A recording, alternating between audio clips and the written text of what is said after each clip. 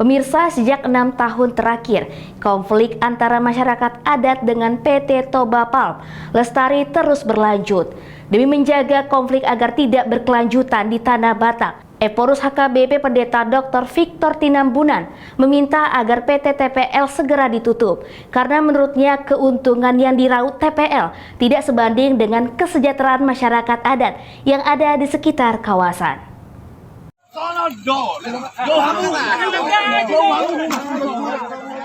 Inilah salah satu video bentrokan warga dengan pihak karyawan PT TPL yang diunggah oleh akun KSPPM Parapat. Dalam keterangan video itu disebutkan PT Toba Palm Lestari sedang melakukan penanaman paksa eukaliptus di wilayah adat komunitas masyarakat adat Nagasari Buonan Herbangan, Kecamatan Siborong-Borong, Kabupaten Tapanuli Utara. Terlihat warga yang mencoba menghalangi proses penanaman diamankan oleh petugas dari pihak TPL. Setelah mendapat surat dari Wakil Bupati Toba, Audi Murpisitorus tertanggal 13 Agustus 2025 lalu, perihal penghentian aktivitas penanaman oleh pihak TPL, masyarakat Natinggir mencoba melakukan penanaman palawija, namun upaya warga tetap mendapat penghalangan dari pihak TPL. Mereka tidak mau.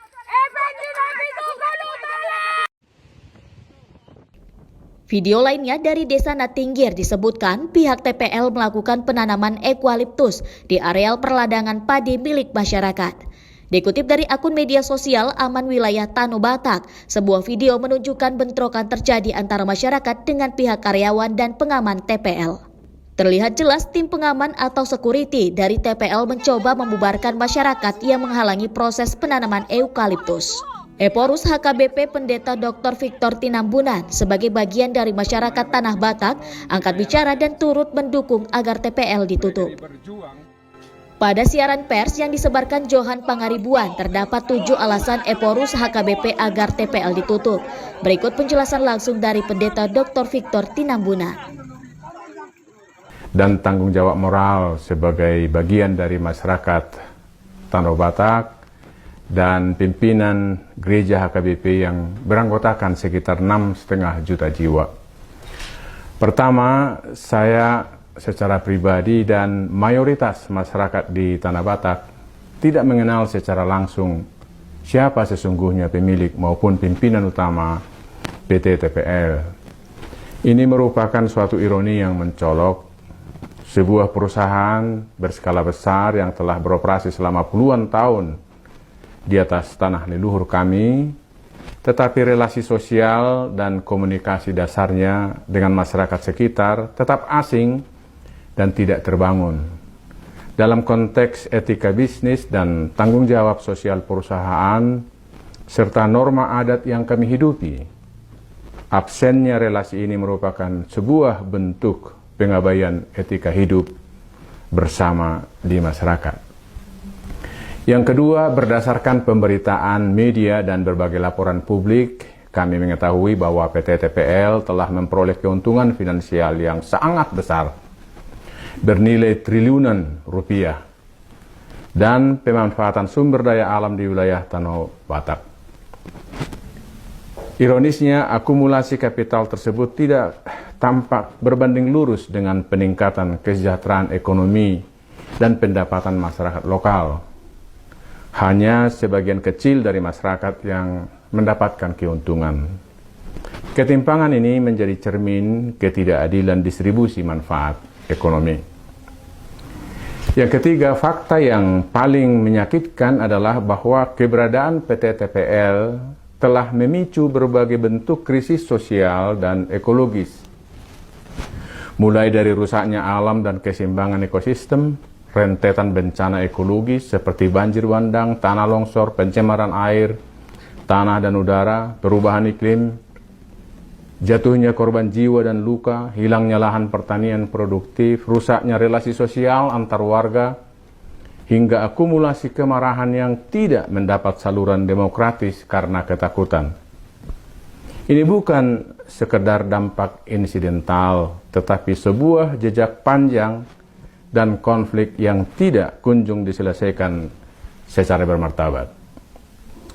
Yang keempat, melihat ironi kehidupan yang terjadi dalam kurun waktu 30 tahun terakhir ini. Dengan segala hormat dan tanggung jawab moral, saya menyerukan kepada Bapak, Ibu pemilik dan pimpinan PT TPL, tutup operasional perusahaan TPL sesegera mungkin. Penutupan ini bukanlah sekedar desakan emosional, melainkan langkah preventif untuk menghindari krisis yang lebih parah di masa depan bagi masyarakat di Tanah Batak, bagi Sumatera Utara, dan bahkan bagi keberlanjutan ekologis di tingkat global.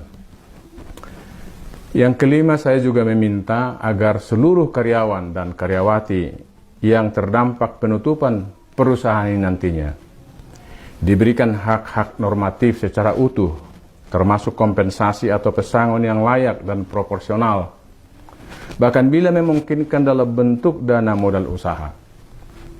Langkah ini bukan hanya mencerminkan tanggung jawab hukum, tetapi juga merupakan wujud dari etika korporasi yang bermartabat. Yang keenam, apa yang saya sampaikan ini sama dengan kerinduan banyak pihak, seperti pimpinan-pimpinan gereja di Sumatera Utara, persekutuan gereja-gereja di Indonesia yang berpusat di Jakarta, tokoh masyarakat Batak yang tinggal di Tanah Batak, dan juga di perantauan di daerah lain, LSM, kampus, dan masyarakat Tanah Batak, dan yang lain-lain. Yang ketujuh, yang terakhir, dari ketulusan hati, saya berdoa agar Tuhan Yang Maha Kuasa senantiasa memberkati Bapak Ibu pemilik PT TPL, memberi yang terbaik ke depan, serta membuka jalan bagi hadirnya model bisnis yang baru, yang lebih berkelanjutan, terlebih menghadirkan keadilan sosial, kesejahteraan masyarakat, dan kelestarian alam. Akhirnya terimalah salam dari kami khas Batak, Horas. Eko Hendriawan melaporkan dari Toba untuk Evarina TV. Saya Teresya Ginting. Terus saksikan program Evarina TV di channel digital 44 UHF dan streaming di evarnatv.net. Evarina TV, TV daerah yang berbudaya.